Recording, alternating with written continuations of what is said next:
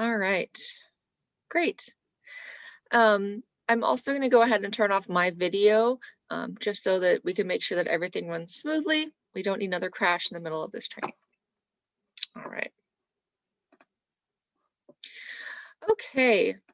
Well, again, welcome everybody to the Spotted Lanternfly training. I'm very excited to have everybody here. I don't know if anybody has seen one of these in the wild in the watershed yet, but hopefully you haven't. We'll see if that's the case. I have a feeling though we will be seeing more of them in the coming months, unfortunately. So someone just asked in the chat if we'll get a copy of this. Yes, I will be sending out a copy of the slideshow as a PDF for you to look through, and also I'll send out a copy of the recording that you can also share with your friends and family to kind of even spread the word even further. So I'm going to talk for about 20 minutes or so. And then my coworker, Randy, who's also on this call. Randy, do you want to just introduce yourself real quick? Oh, I think you might be muted. I was on mute, sorry. Yeah, it's okay. Yeah, you want to introduce yourself real quick, Randy? I'm Randy Geisens. I moved here about a year ago from Rochester, New York, and I work for Stormworks.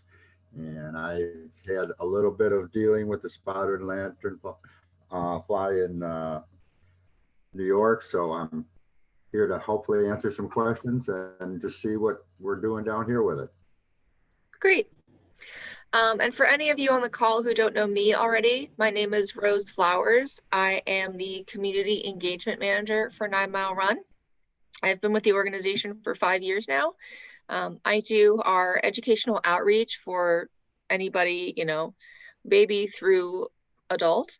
And I also help with our volunteer coordination and our Urban Eco Stewards program.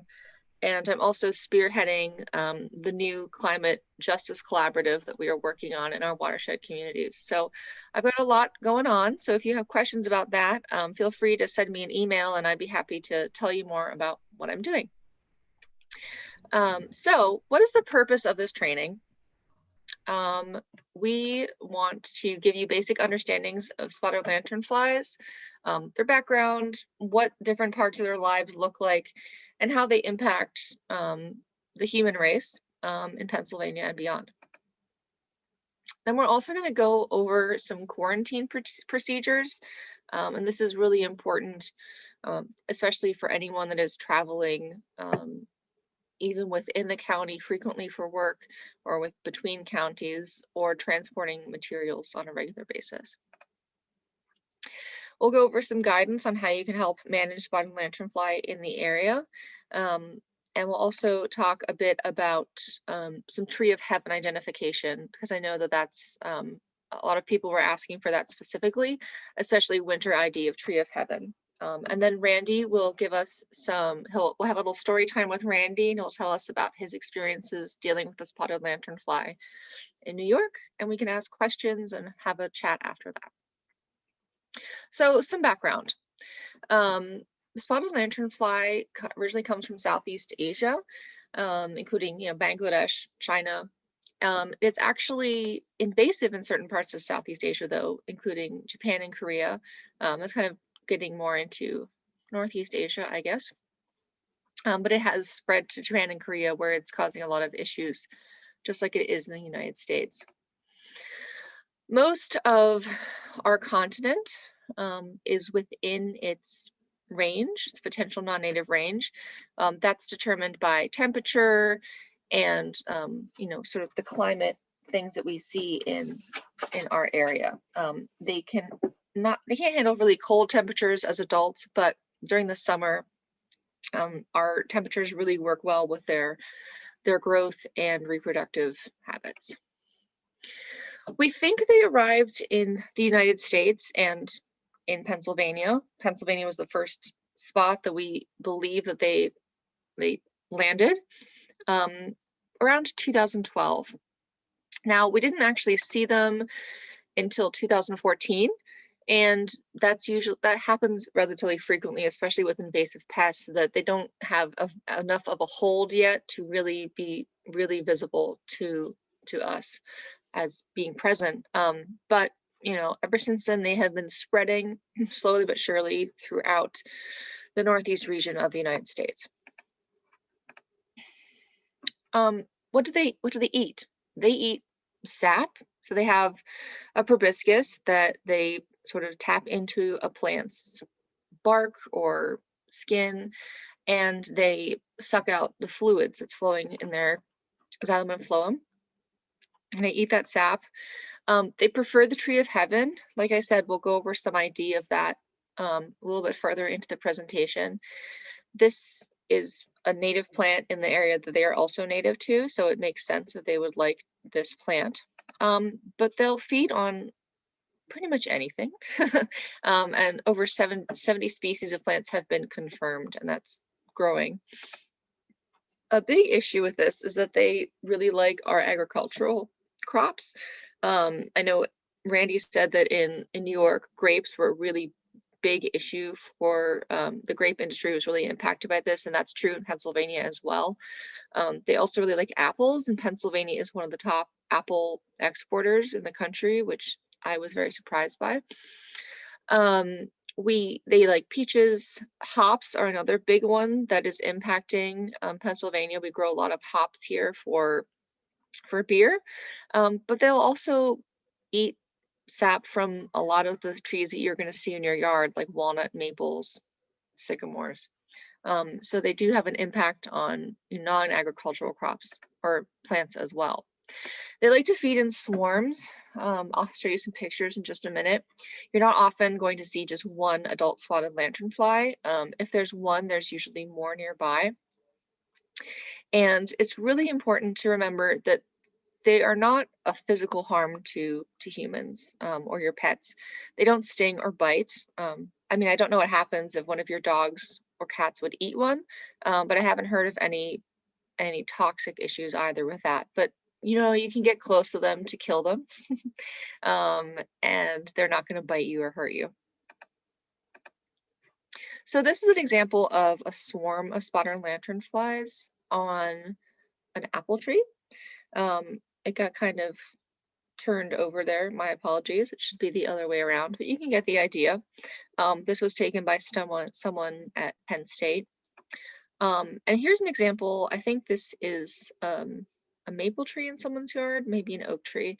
I can't remember. I don't remember the top of it, but you can see how many bugs there are. I mean, they really just take over once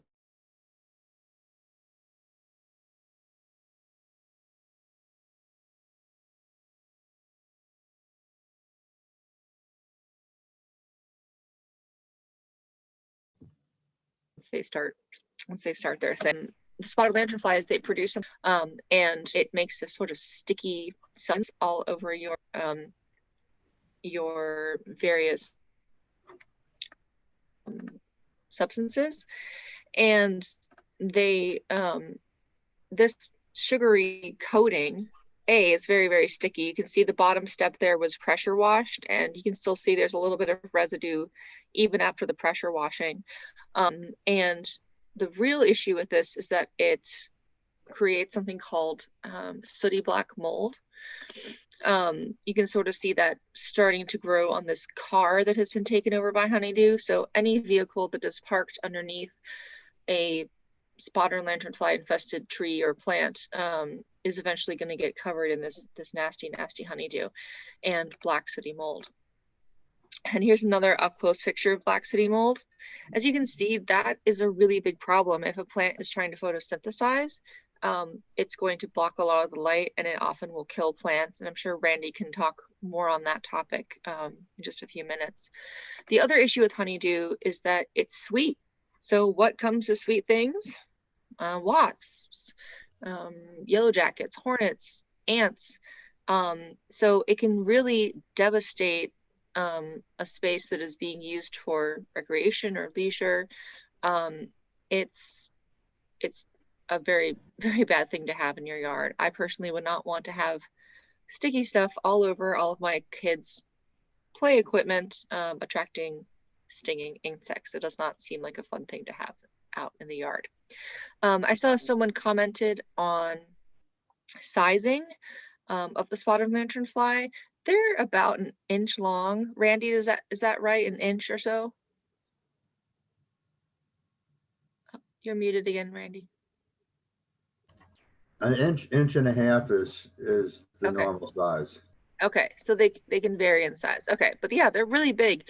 So you can see these adults, especially when they open up their wings. That first slide we showed had their very red bodies. They're pretty visible. So that's the spotted lanternfly and honeydew. Now, how do they get around? They hop or fly to nearby trees. They're not good at flying long distances. You're not going to see a swarm of spotted lanternflies flying between Harrisburg and Pittsburgh, for example. They don't like to fly very far. But they don't have any natural enemies, so when they get around quickly because nothing's eating them. I believe I saw something recently that there was something that was eating spotted lanternflies. And I'm sure at some point, some of our native birds will begin to eat these. They've sort of evolved to eat them, but at this point, there's nothing that's eating them en masse. But they're really, really great hitchhikers.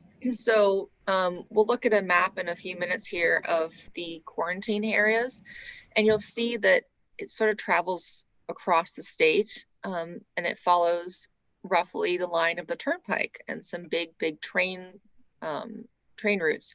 So they hold on really well. These little feet of theirs are very, very adept to grabbing onto things and staying there. But one of the big ways that they travel is they lay egg masses. They'll lay them on pretty much anything, and they're very good at blending in. We'll see some pictures in a few minutes. They're gray. They're kind of hard to see, especially on trees, but they'll hide them underneath wheel wells in trucks. You know, they're not kind to us and just putting them on spots we can easily see. They really get in there and lay them in protected areas, which makes sense. They want them to survive. That's, you know, an evolutionary thing that all creatures do. They hide their young, they hide their eggs to keep them safe and protected. So one sort of, I guess, beneficial thing for us is that there's only one generation per year of these insects. They're not breeding throughout the year, and we don't have all stages present at once. So right now, what we're seeing is these egg masses, and I'll show you some more pictures of that. They start laying them in September, and then they kind of hang around until April or May. But I mean, as our climate's getting warmer here, I would say a lot of them are going to be starting to hatch more towards April in the coming years, just because it's so warm. Then they pop out, and they're an early stage nymph. And these they can be very small. They can be as small as a tick, and then they grow. And then they will, around July, they will shed their skins and grow into a late stage nymph, which is even more recognizable. It's very bright. As you can see here, it's red with black and white spots, and it's getting larger. And then they'll also, around July, you'll also start seeing some adults. And this is the adult with its wings closed. Again, it's about an inch and a half long. And then this is the adult with open wings. They're a really beautiful insect, but they're very, very destructive, unfortunately. Here's another presentation of the life cycle, just because some people prefer things in a different viewing.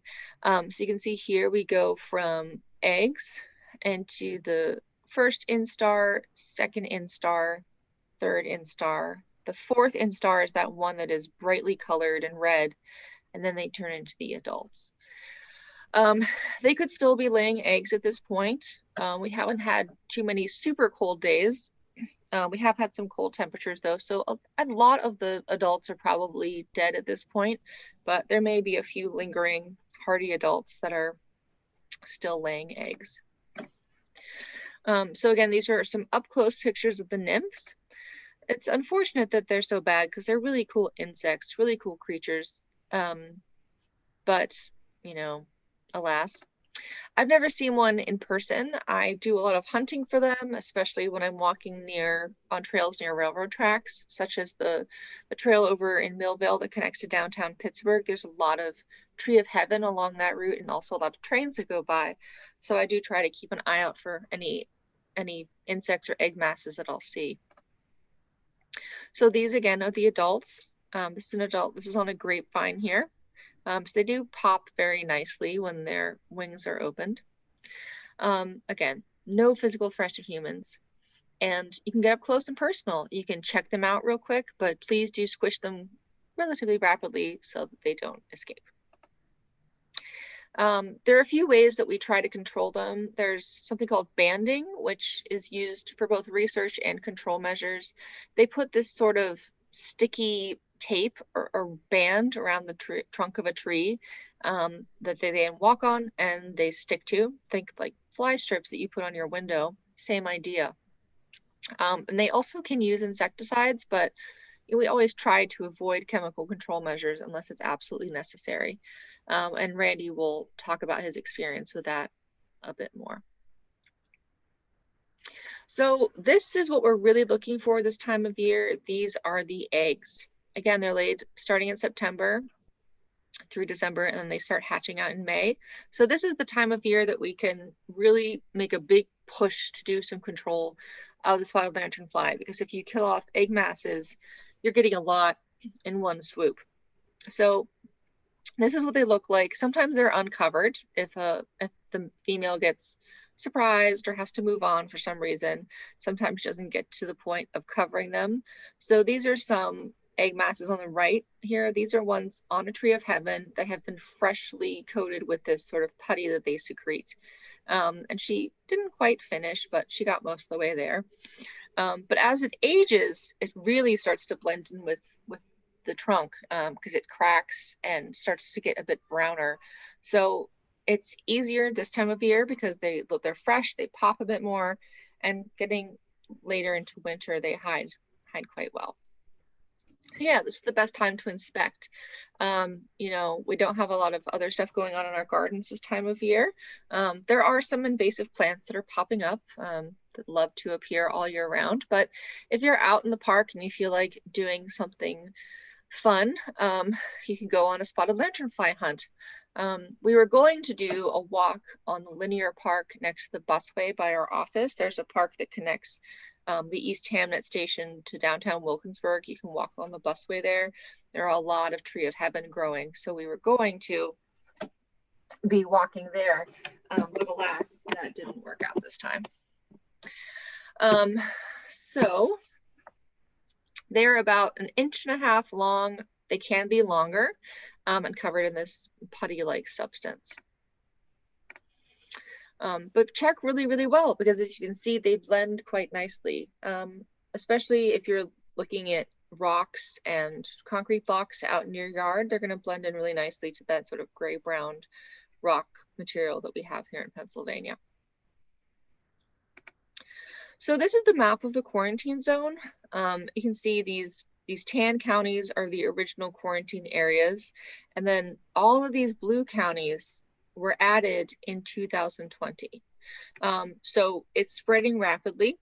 And the dark blue areas were ones that we have seen spotted lanternfly in that zone. So I know that they have spotted some lanternflies right down the street from our office, which is why we were so excited to get out today and look.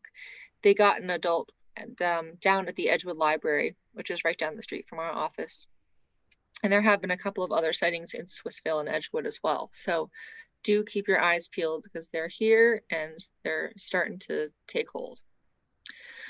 So the quarantine requires that any company that is moving vehicles either within Allegheny County or between counties needs a permit.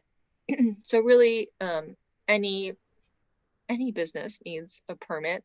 A lot of them do not have them. I know that my husband's company, they work in their offices in Westmoreland County and their trucks travel between counties a lot, but his boss does not have a permit. So I trained Sean myself and he knows what to look for and he does little inspections on his work truck as he's going from site to site. I'm the permit holder and contact for 9 Mile Run. So I have been responsible for training all of our staff. And as you know, I'm currently training extra volunteers. I've trained our board of directors and some other groups on how to spot spotted lanternflies. If you're a business, you're required to have an inspection log that you write down before you leave a site. You do a quick check of your truck. After you're leaving, you do another check and you write down those dates and times, just to keep an eye on things. That's especially important when we start seeing the spotted lanternfly on our vehicles, so we can have a better idea of how things have been moving around. But you're really supposed to check all your building materials and plants before they're relocated. So I know that currently Randy and Marisa are working through our plant stock on the side of our building and working through our barrels that are out there to make sure that we don't have any egg masses on our plants. So we're going to be moving between sites. So if you find one, take a picture. If possible, have your GPS enabled on your phone so that when the Department of Agriculture gets it, they can pinpoint exactly where it was found. And then if you see eggs, you want to scrape them into a plastic bag with alcohol or hand sanitizer. That's something we all have around this time of year, especially right now. And then bag that into another bag. The other option is just smash them really thoroughly, just go crazy and squish them. But it's good to carry a couple bags with you just in case you run into them. You can use something like a credit card to scrape them or some other flat object. Just be careful not to damage the bark of the tree very much. Then you want to just squish all the nymphs and adults that you see, just smash them. Once you're done with that, report it to the Department of Agriculture. You can simply just Google spotted lanternfly report Pennsylvania and it'll get you there. But if you have any issues finding that, of course, feel free to email me and I will send you in the right direction. So this is Lucky. Lucky is the newest member of their team at the PA Department of Ag. He is, or actually she, I'm sorry, Lucky, she is trained to sniff out lanternfly egg masses. So she's been really useful already this season. She's found a bunch that it would have taken humans a long time to find. So she's out there, she's working. And I believe there is a grant so that they can get some more dogs trained to do this kind of work. So really interesting addition to the team there. So someone asked, what happens when you smash the eggs? I've never smashed the eggs myself. I don't know, Randy, have you smushed eggs before? Randy, you're muted.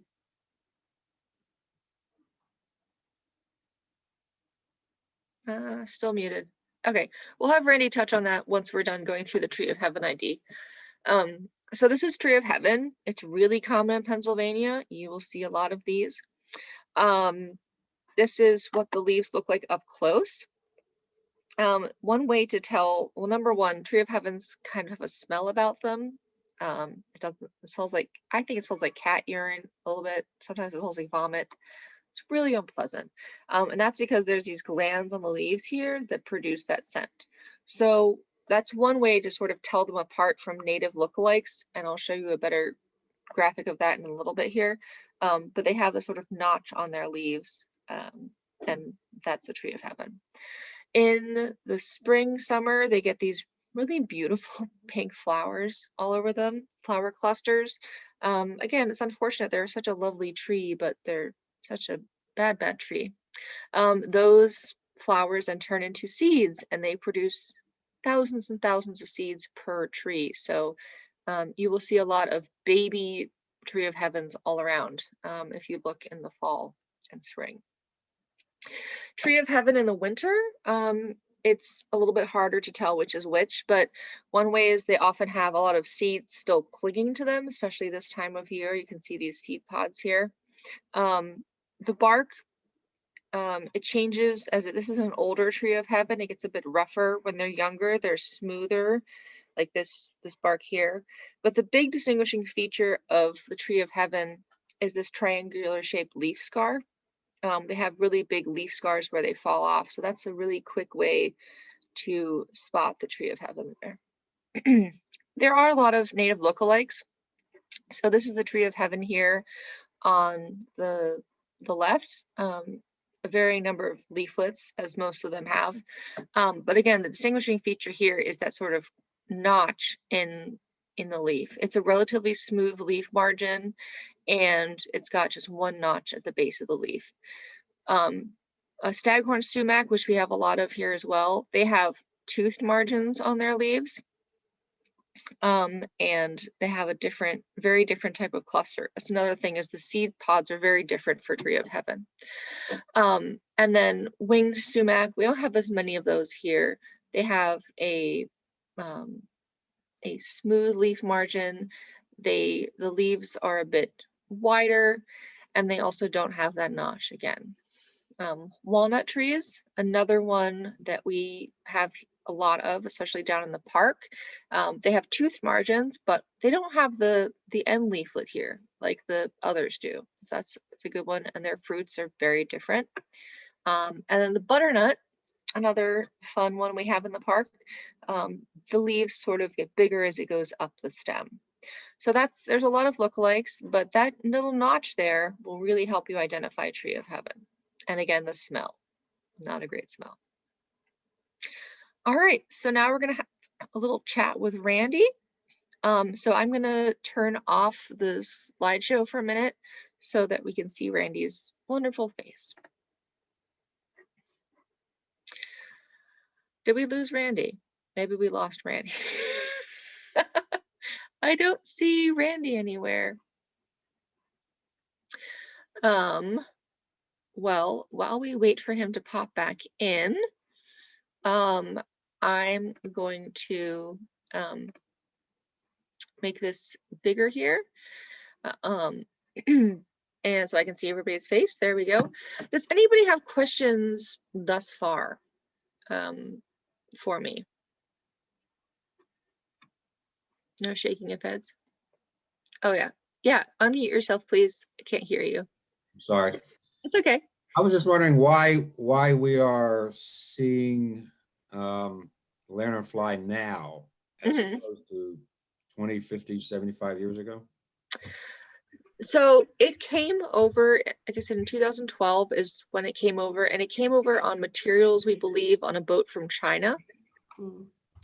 So I think it was just kind of luck of the draw, really. I think it just found a great palette to cling on to, and it made it on the right ship, and there we go. Yeah. I have a question. In one of the original pictures you showed us, I mean, the tree looked like it was completely covered with them. Yeah.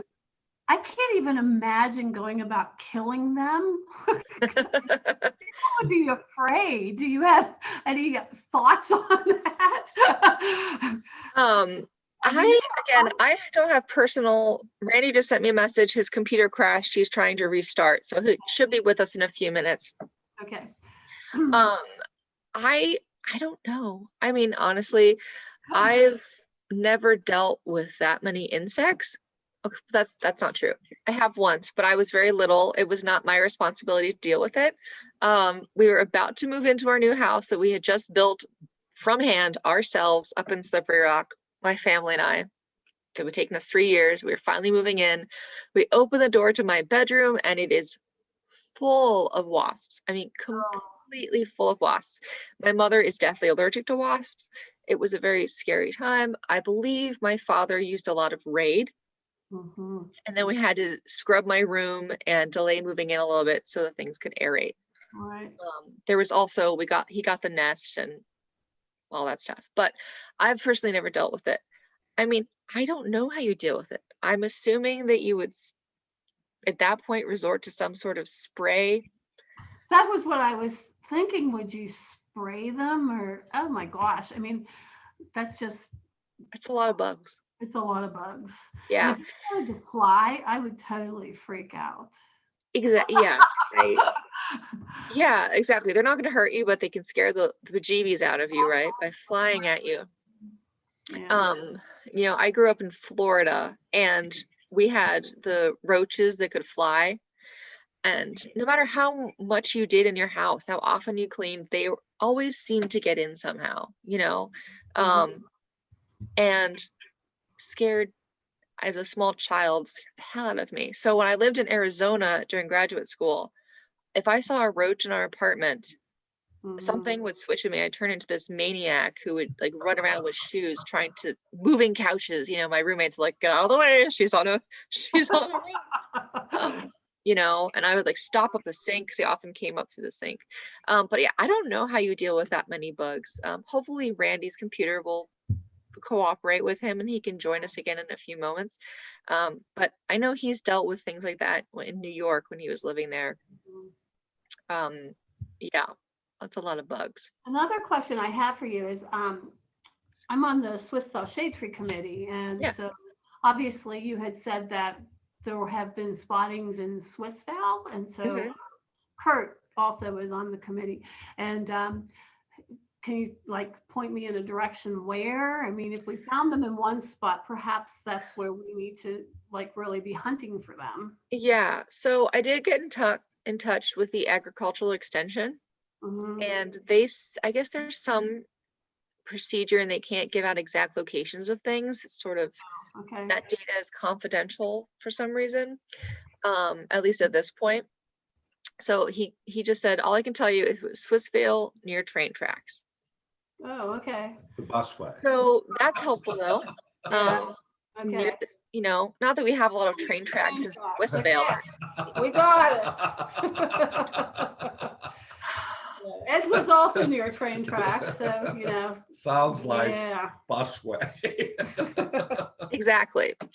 Because that's where they found the adult by the library too. They're right next to the busway.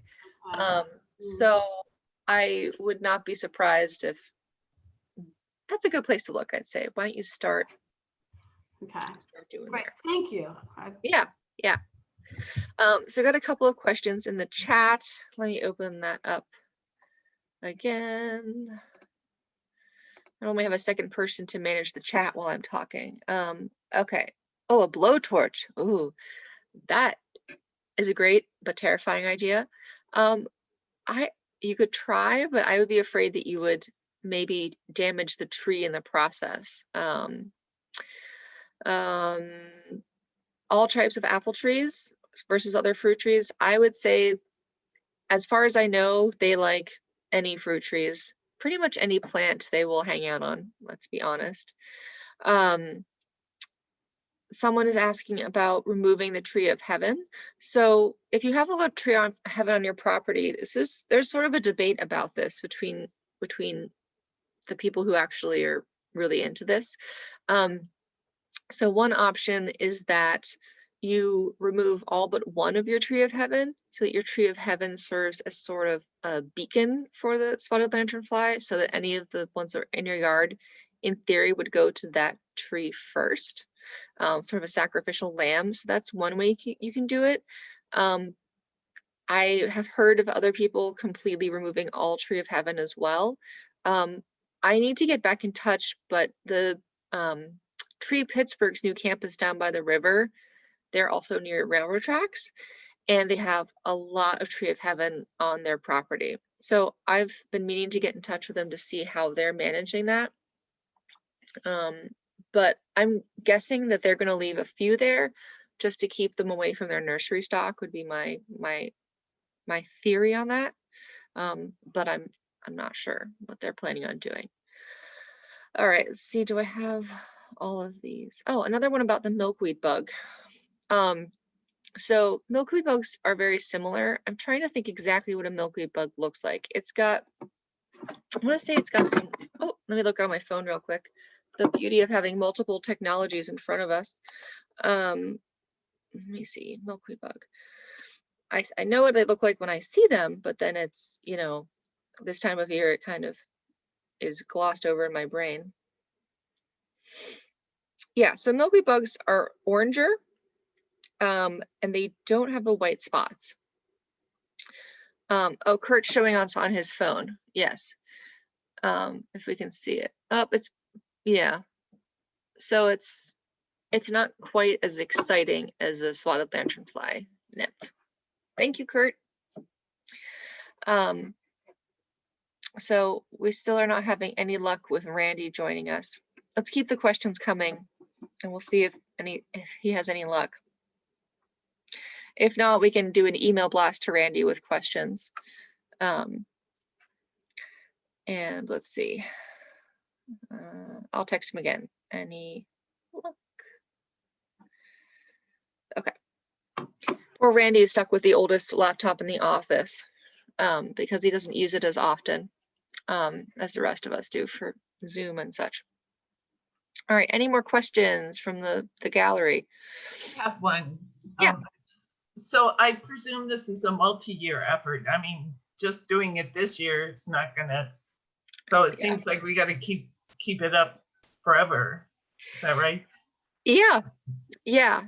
At this point, it's a control measure. It's not an eradication measure because it's going to be near impossible to find all those egg masses. Unless we all have dogs we have trained to sniff out egg masses, which I would love to take on. I don't know if my little dogs would appreciate having another dog in the house. You know, I've already thrown a baby at them. Yeah, we just got to keep at it. It's slow and painful. Someone's asking if they can train their dog to sniff them out. I don't know. I know that Lucky, when they did Lucky, they spent about $35,000 to train her. It was a really long process, but I don't know how you do that. It's a great question. Yeah, maybe not. Unless you really want to put a lot of money into it, and then you probably could. That would be, I'm sure the Department of Agriculture would be happy to have more people training their private dogs to sniff them out. My dogs would be useless. They cannot even smell a piece of food that's barely in front of their noses. They're little Pekingeses. I never thought I'd have small purebred dogs. I married into a family of them, and I was at their birth and I couldn't resist taking both of them on. So I now have two tiny fancy dogs. Well, they think they're fancy, but they also play in the mud. So, you know, there you go. Do you have Japan and Korea found I mean, what are they doing about their invasive? We don't know. I don't know very much. I mean, I could definitely dive into the literature. I'm sure that there's lots of research articles about this. As far as I know, they're just doing what we do. I know, so Randy is a trained pesticide applicator. And because he used to run a nursery in New York. He doesn't like to do it, but he's licensed to do it. And I think he said up there at some points they did have to use insecticides. Unfortunately, never the first line of defense, but yeah, I keep bees as well, and there's a series that I have been taking with Penn State on sort of the higher level aspects of beekeeping, like the genetics and all that stuff. And I just missed the last recording, but I'm going to watch it as soon as I can on the interaction of spotted lanternflies and honeybees, because I'm really interested to see how that plays out. Because honeybees are also very important to our agricultural crops. Well, honeybees aren't native, they're non-invasive, non-natives, but our native bees as well, they are really important to that. So hopefully there's no issues between those and the spotted lanternflies. So I don't think we have Randy is going to be able to get on here. His computer is being very uncooperative. But if you have specific questions that you want to ask Randy, you have both of our emails. I sent them, well, maybe some of you don't. Send them to me and I will pass them along to Randy and we'll get back to you. It's unfortunate that his computer crashed, but I mean, I had a crash too. It happens to everybody, it seems. Is there a more natural method of killing them? Yeah, if you see a ton of them, I think you just squish them is the most natural way of doing it. Well, it doesn't feel natural to kill a bunch of bugs like that, right? At least for me, I am a very gentle person, so I don't like to kill a lot of things. But what does it say, Kurt? There's some natural soaps, and they even mentioned like using spraying with alcohol. Okay. This is from Penn State. Okay. I'm sure there are more poisonous poisons to use. Oh yeah, insecticidal soaps. I think one that you can make yourself, if you get some Dr. Bronner's or other sort of liquid Castile soap, you can mix in a little bit, make a really diluted mixture of it, and then mix in a little bit of cayenne pepper, and that helps kill them and also repel them. That's great for your garden as well if you're using that for vegetable gardens. I do that a lot for aphids in my garden. I don't know how effective it would be at killing them, but it might repel them. Does something work for both the eggs as well as the various life stages? Again, I think it's just squishing is the one that goes across all the spectrum of their life. But I do, like I said, if you scrape them into a bag with alcohol, that will kill them because it'll dehydrate them. I don't know if spraying alcohol on them would be effective though, because they have that nice protective exoskeleton. So I don't know how much that would actually do to them. But this is a relatively new pest to our area, so we're all learning together. Maybe one of you will come up with a fantastic way of controlling them or destroying them without having to actually squish over 100 bugs at once. You know, so yeah, we'll see. So we're coming up on 11. Randy says no luck yet. Okay, I said, okay, we'll have them email you questions then. If they have them. Rose, Yeah. perhaps he could add something on to this presentation that you're keeping. Yeah, we could do that. Randy isn't as tech savvy, but I can work with him maybe to get some slides made. And if maybe I can have him record some stuff and I can add that as well. So it's a great idea. So I'll work with him on that.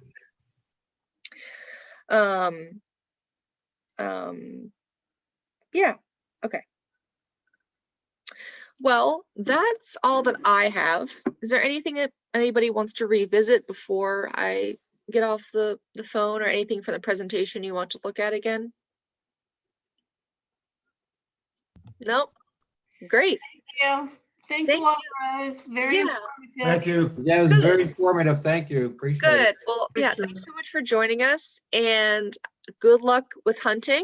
Let me know if you find anything. I'd be happy to hear it, but also not happy to hear it. But also, it's good that we're finding them and controlling them while we can. So have a beautiful rest of your day. Get out and enjoy the nice weather, and talk to you guys soon. Thank you. Bye-bye. Bye.